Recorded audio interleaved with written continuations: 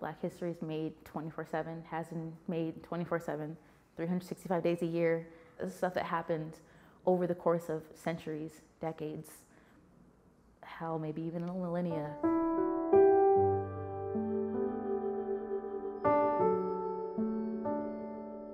It's a time of great pride. Black History Month is all about a dedicated time to recognize the contributions that African American people have made to this country. It is a big reflection on, what I've been through to get where I am, and what other Black people in history that I remembered, what it actually took to get them to that level.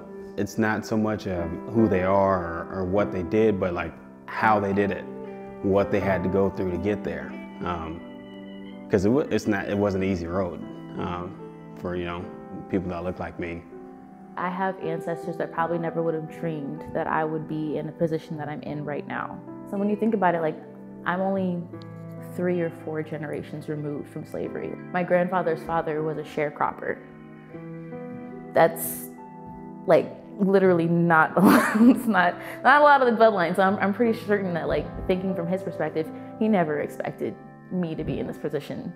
The way I contribute to the history is existing, is living every day. It's going to work. It's being an example, because all of the things that preceded me, the fact that I'm here is giving meaning to all of the hardship and sacrifice that my ancestors gave. We probably should almost change the name from history, because history suggests something in the past, whereas the whole essence of Black history is something that is continuous.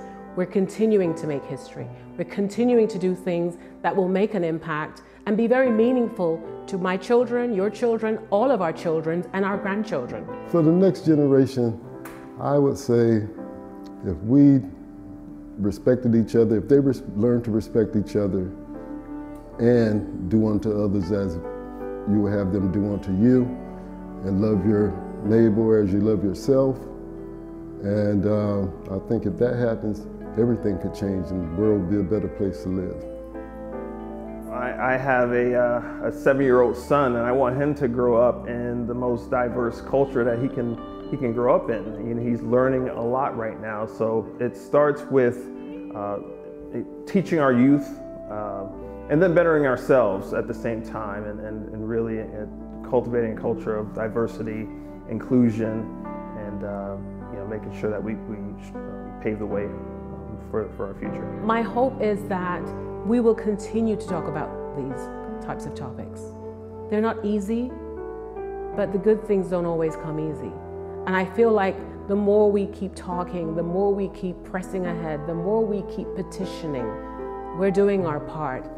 If you think about it, like Jackie Robinson, he's the first baseball player to play, in the white leagues, the major leagues. But there was no shortage of Black baseball players for, the 100 years before that.